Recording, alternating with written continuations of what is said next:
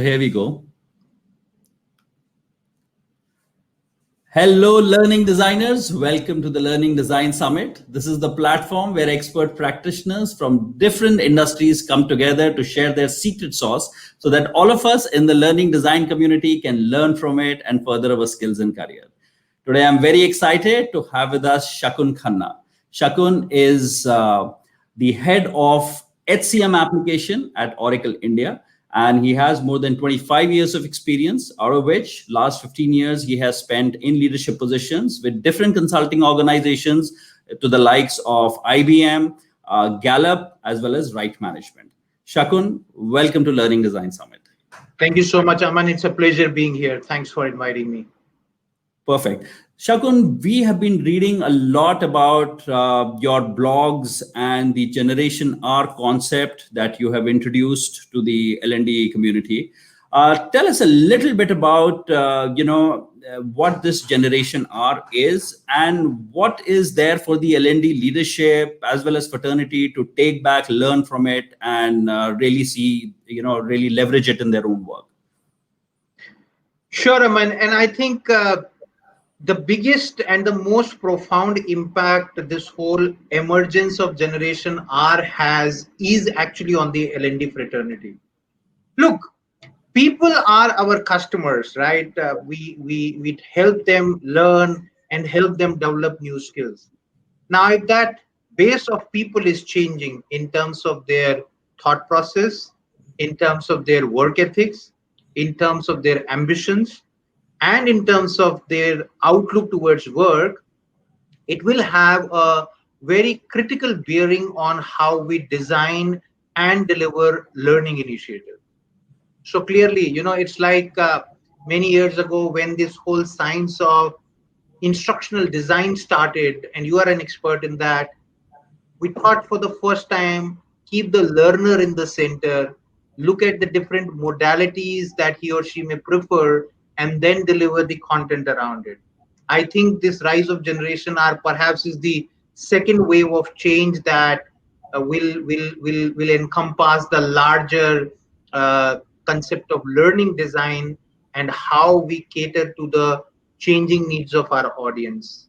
And therefore, I think it is super important that the learning fraternity members look at what is changing in their mindset and adopt to their learning requirements.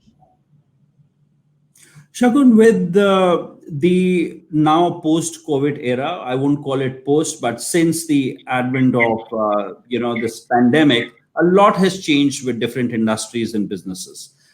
In your view, do you think the way learning gets delivered, also will go through a paradigm shift? Absolutely, by all means. In fact, the shift in the learning paradigm actually started even before we faced this pandemic. This pandemic has just accelerated the trends that were emerging. So, if you look at a couple of things, first of all, this whole patience level of people has gone down. I still read a lot of books, but I see most of us have lost that charm of reading a book. Book summaries are becoming very, very popular. Audio books are very, very popular. Gone are those days when we could pack people for 8 hours for 2 or 3 days and really, do transformational learning. Everybody now wants bite-sized learning. People today want to know just as much as it required and just at the time when it is required. You know, we are looking at a generation of people who enter the kitchen thinking that they will make something and then just open a YouTube video and start cooking, right? And that's the same paradigm that they have started applying to their work life. Why should I learn something when I don't even know when it will be relevant? To an extreme where I need to do know this now. Can this learning come to me right away? That's the paradigm shift, and therefore this entire field of learning and development is undergoing a massive dramatic change. Makes sense, Shagun. And as I was going through your blogs and reading about the resilience and the generation R, the other pieces you were talking about, I think it's very exciting because it's very well timed. A lot of people whose safety nets have got disappeared from their corporate jobs, or they are under tremendous pressure to figure out what would they do if they have no more jobs to hold on to. I think people are also taking up learning not as a way of ticking a box and saying, "Hey, I attended and my attendance is now complete," but looking at it to see how can I make this learning work for me from a career standpoint. So very excited to understand straight from you, Shaakun, what is this concept and how does it play out overall to people who build their careers in corporates? Good. So let me spend a couple of minutes, Aman, on this whole emergence or rise of Generation R, as it is now popularly known across the region. Uh, Middle of the lockdown, middle of the peak lockdown, right? We had an hypothesis that we wanted to test, which was, is there any kind of permanent impact happening on people? Will the life and outlook of people change once the world returns back to normal and now it is the new normal or whatever it is?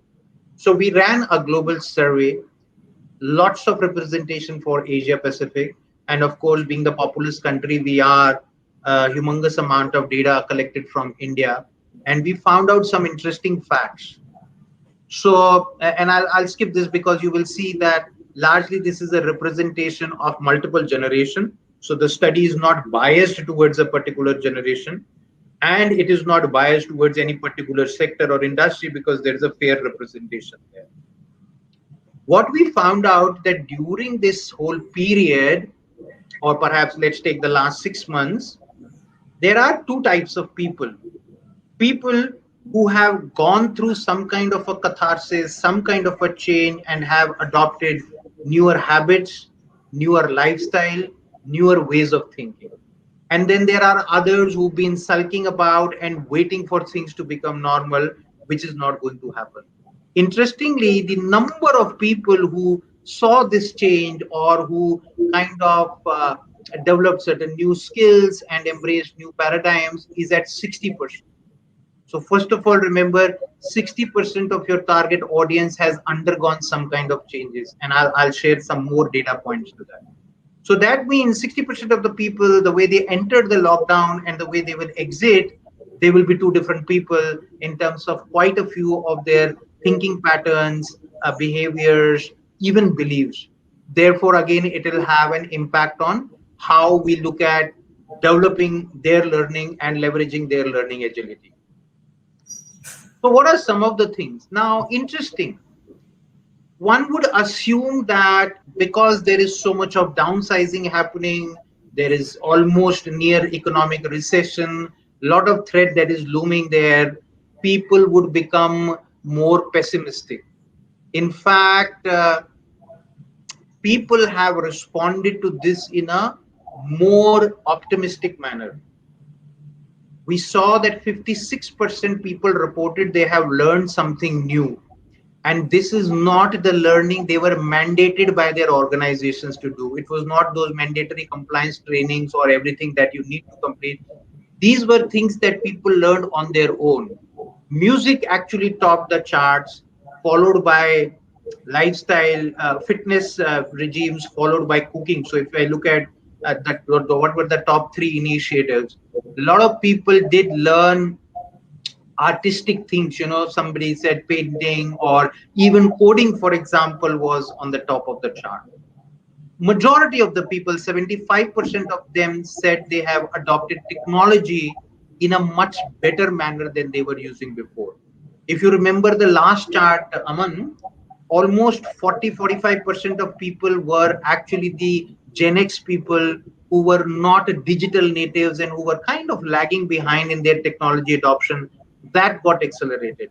I'm sure you and everybody listening to this talk has observed how people from older generations in our family and our extended circles have embraced technology, my parents being one of them, right? So that has happened. Biggest surprise for me was to see that 66% people reported they're feeling more spiritual now, right? And that's a very interesting phenomena because some of the abstract things that we used to talk about, specifically around behavioral aspects, values, leadership training, that's going in a different direction. What is very reassuring and motivating is 62% people have put in more effort in their work and even undertaking learning.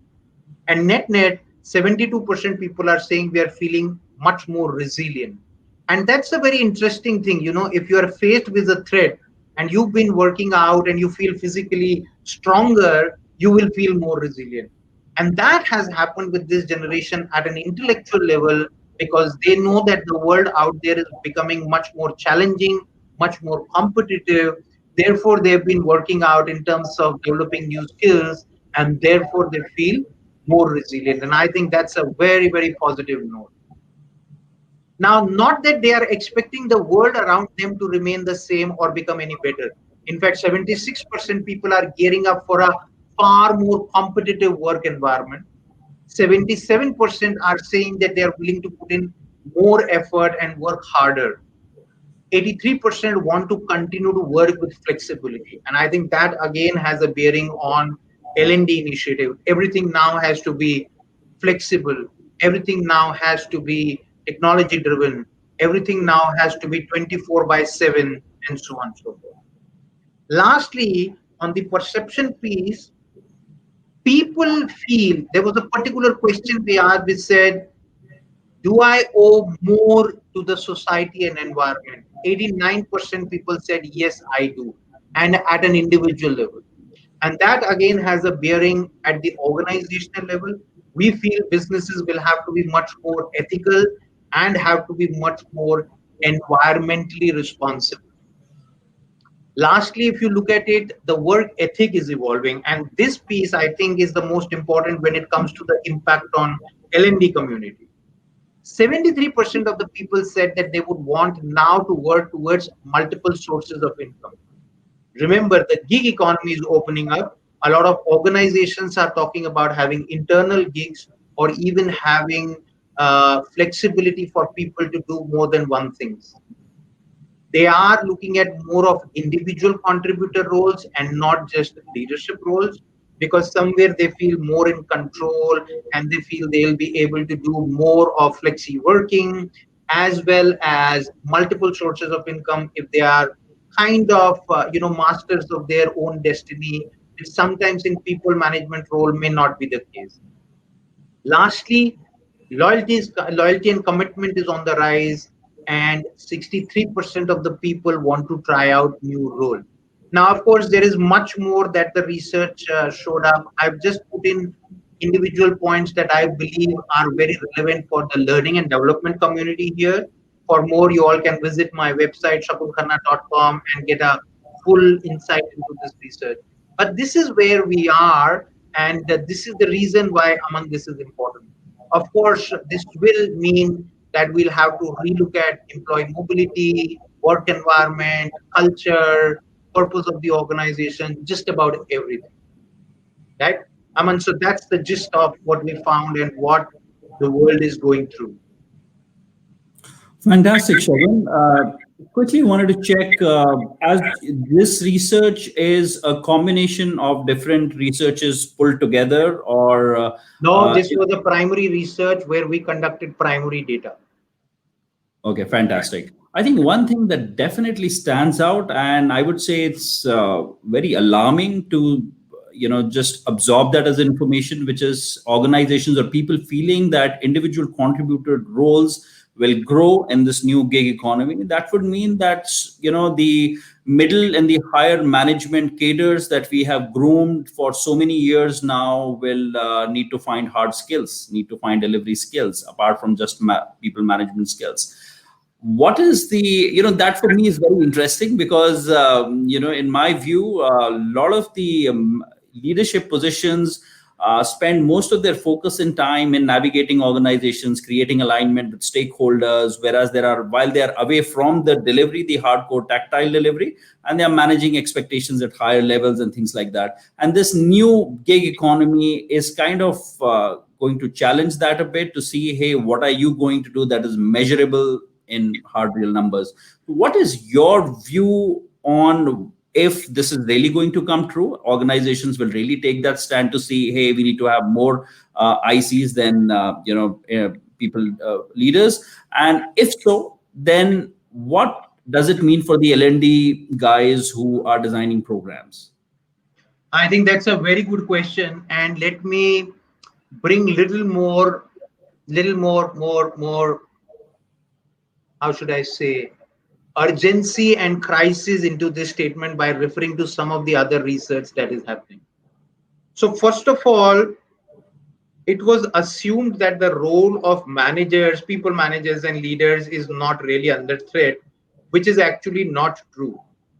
In a study that we did earlier called the AI at Work study, which was sponsored globally by Oracle, we found out that 68% of the respondents in Asia Pacific said that they are more comfortable taking their orders from a AI driven bot rather than a human manager. So 68% people out there are saying that I would rather work for a bot than a human being. Is this true? Of course, This is yeah. alarming. Okay, Just go fantastic. online and check for the AI at Work research by Workplace and Oracle. Very So what interesting. does it mean? So first of all, so that is one part. The second part is that a large chunk of managerial responsibility now today can actually be offloaded to bots. It can be automated using intelligent automation. So what it means is that not only people under me as a manager prefer a machine, people over me also will prefer a machine. So clearly the biggest threat is to the middle layer people management, uh, uh, you know what you say, the tactical people managers who are there, they are that skill set is kind of slowly becoming redundant. Because if you look at it, there are two parts to it: the left brain driven logical tasks that these people do, and the right brain driven more emotional and more humane thing. Now traditionally all of us know that the middle management cadre and even the leadership levels have been very weak on the right brain orientation and very high on the left brain orientation, and suddenly that is under crisis and threat. Moreover, the return on investment on developing leadership qualities has been the lowest in the world amongst any corporate initiative. So that field is certainly undergoing a major threat. So if you are an L&D consultant focused on that, it's a kind of dying field. Most of the people, including some senior folks, are now going to look at the strategic aspects of their roles. So the next thing that they are contemplating is, can the CEO of an organization be a bot? Right? Can the role of a general manager, for example, be divided such that one person is only focusing on one part, which is more strategic and something that cannot be done by bots or machines, and the balance of it is going? So again, coming back, how does it matter to L&D people? First of all, the way traditional job roles and competencies are defined, they will go a dramatic change. So the skills that you will need will be very, very different. Secondly, you will have an option of choosing between a machine worker or a human worker to get a job done. So gone are those days when you would do a competency assessment on me and realize that these are the 2 3 areas where I am lacking and perhaps start working there. No, you may decide to let me focus on what I do best and let the work either go to somebody else or go to a bot, because the roles will not exist that way. Now we'll have to embrace a paradigm where we are not preparing people for future roles, but we are preparing people to deliver present tasks. That's going to be important. Very interesting, Shakun. I would say very, very path breaking, very difficult to really foresee a future which has all that. But I think the reality has its own way of revealing itself. And I think this research is kind of, I would say it's definitely shaking the beliefs and the perceptions that we've had, completely. So, Shagun, in your view, and you've been leading, for various organizations, consulting initiatives, and things like that. What are you hearing now from the market, from the leadership of different businesses in terms of the immediate asks by the way of what are some first few changes that organizations are doing, and what is it that the L&D fraternity can pick up from what is being asked of from the CEOs? How can they now evolve into this new future? See, one of the things that has, and I am a fellow L&D professional, so I have the highest level of respect for this profession as much as I can have about myself. Some of the things that I'm going to say are realities which may not sound very good to our fraternity, but since this is all about L&D, I think it's important for us to look at where we stand and what the world is saying about us. Even before the pandemic hit us, there was this war for talent going on, and it was very clear that L&D function as a whole globally, and I'm not talking about some few good companies, has actually failed to deliver. They failed to deliver because they did not have the foresight of understanding which skills will be required. Otherwise, we would not be at war for talent, right?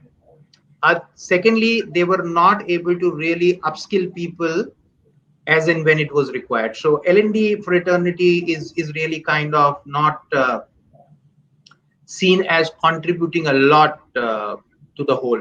But we do have a big opportunity today because the whole world is now actually looking at this fraternity to take them out of the crisis and make them future ready.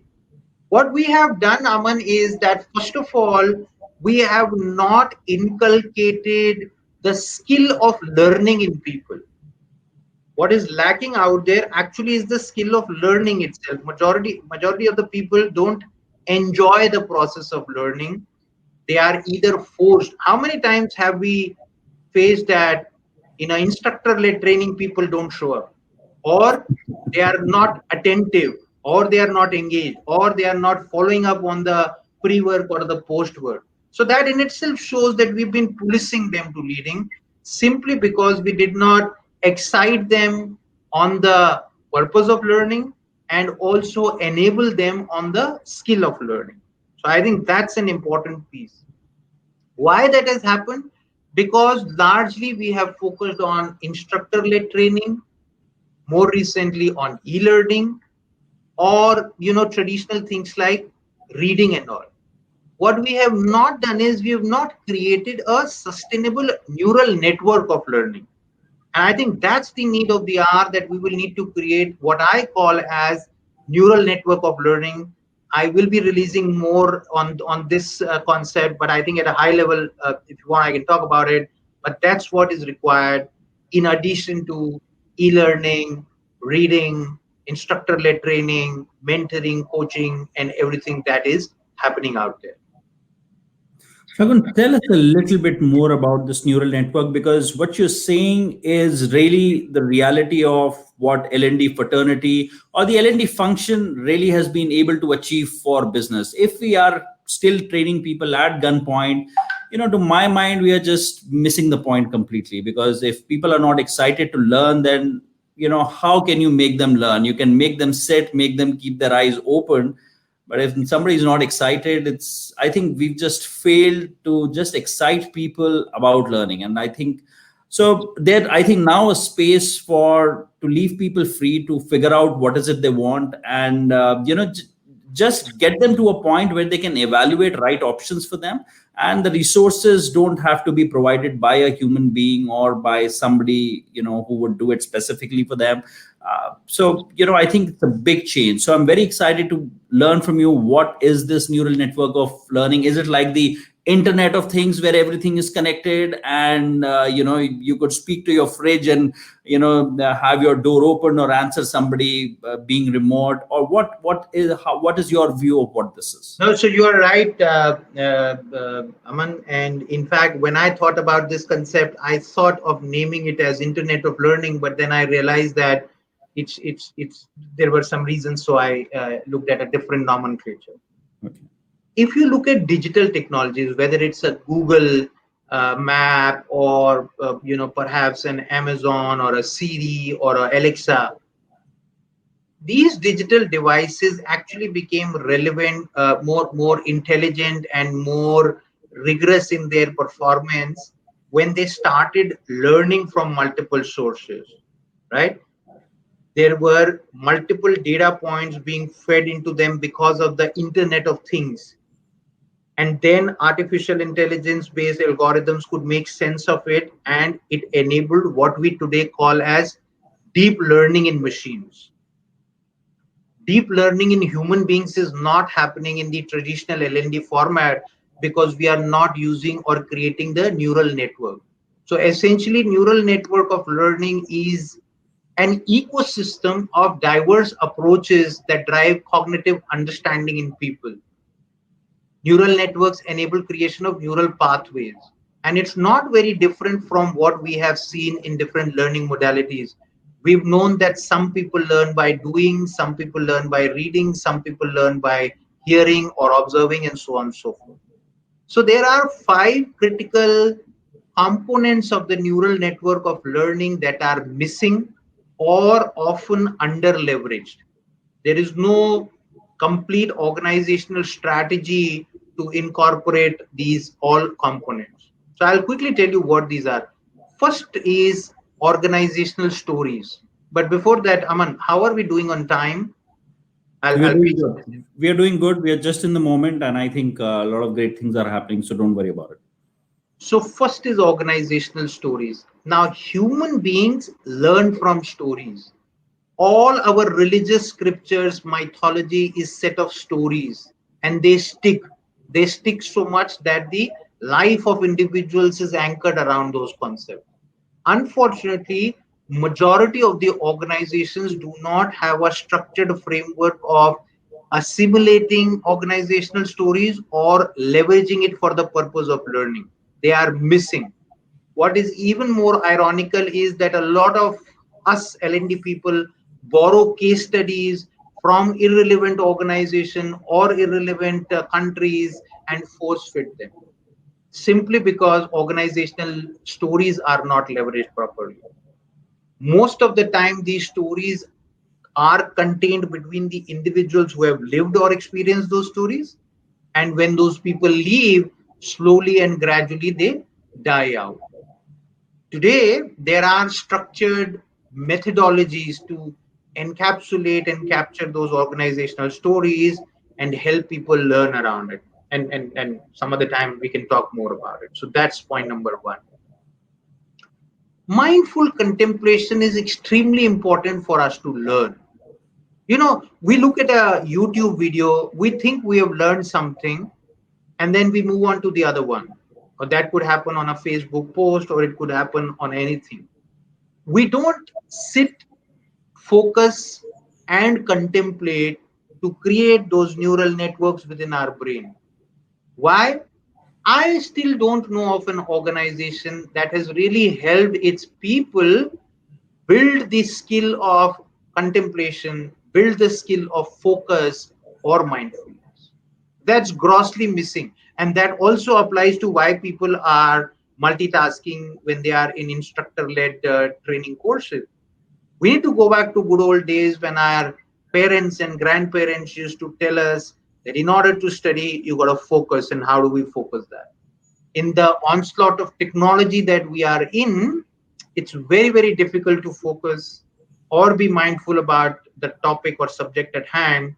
And majority of us are not doing anything about it. So we need to incorporate that skill, that art, that fundamental science of focus into our neural network of learning. Instructor led training and books I will skip because those are obvious. The third piece is around volunteering and having these gig opportunities. Now, in some rare incidences, I've seen that a learning initiative would have a real life project initiate attached to it, but in maybe 90 plus percentage, those projects fail. Now we have an opportunity of invoking the gig economy for people to put their learnings into practice and do something beneficial, not only from a learning perspective but also commercially beneficial. So imagine if my organization tells me that, hey, Shakun, if you are able to pick up this skill, we will give you this project within the organization so that you can actually make more money. So the gig economy, the cross-functional projects or the learning projects are getting monetized. And that is a huge initiative for people. So that again needs to be incorporated and integrated in the neural network of learning for any organization. Networking has seen a very different dimension after the advent of social media. With the power of LinkedIn, I mean, you connected to me through LinkedIn, for example, right? That's a Right. great example, and how now we are learning from each other. I've learned so much from you. Perhaps you will learn something from. Now, this is happening outside of an organization, outside of a structured learning and development initiative.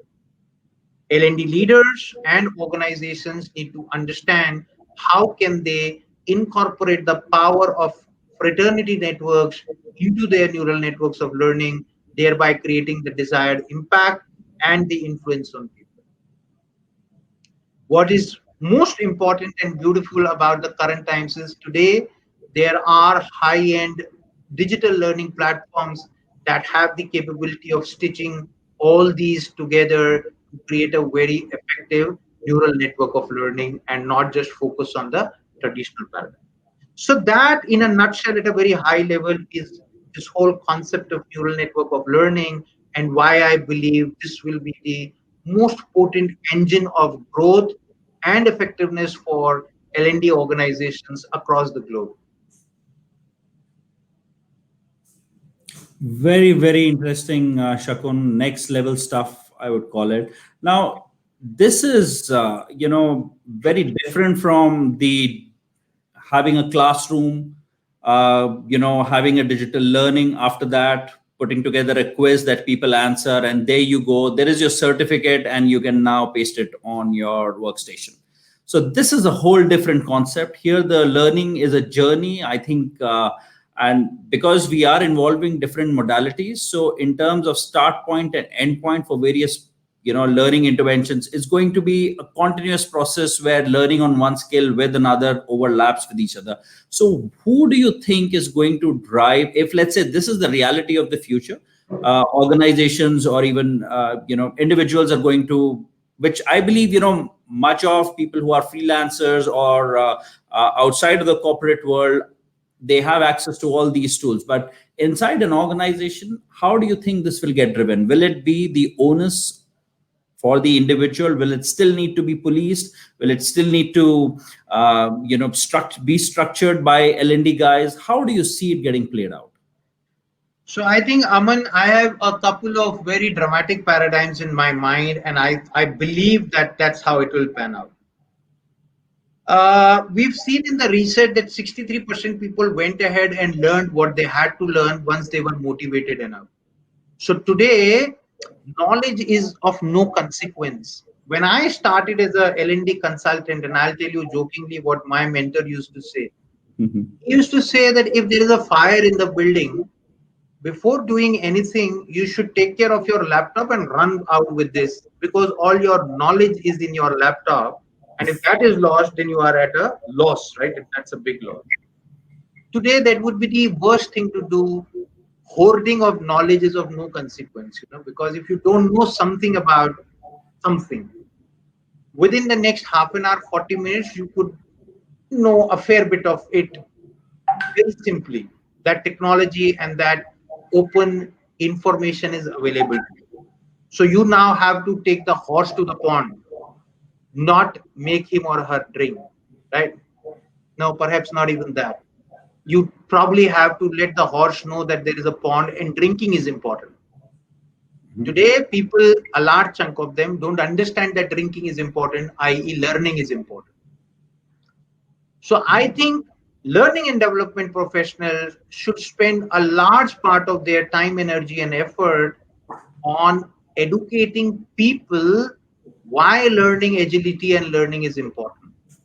And that would mean revisiting entire employee mobility framework within the organization, and how do you create compensation, those kind of things around it, right? So most of the people know something is happening. They're not very clear about what is happening, and I think learning fraternity should do that. Once people understand that this is important, they will be after their lives. So it's like what marketing did many years ago, when they were able to convince the sales teams that it is important. And now all the sales people are running after marketing teams to do more of marketing. That second wave happened in digital marketing, right? Same thing I think we have to do, and tell our people why this is important. Once they get the importance, they will start chasing us. So it has to get completely changed there. And there is a lot that we need to learn from how outside learning is happening, how millennials are learning, how newer generation is learning, and then incorporate in what I just now said I call as the neural network of learning. Very interesting, Shakun. I think definitely a way for the future. And another aspect that you talked about was having gig opportunities and things like that. I think from time immemorial, at least in my last 15 years, we've always talked about integrating on-job, assignments as a way to kind of measure if somebody's learned or not. And here we are, creating marketplaces within organizations. From what I picked from you, a whole new paradigm, I would say. So the Fivers and the Upworks of the world are going to be within your organization, and you will be in a place to peddle your skill and gain experience without really applying for a job that says that, but be able to have evidence that you have that skill before you have a job like that, really. So to my mind, fairly futuristic and very good and interesting interpretation of where the world is going, Shakun. Thank you, Aman. I'm glad that it made sense to you.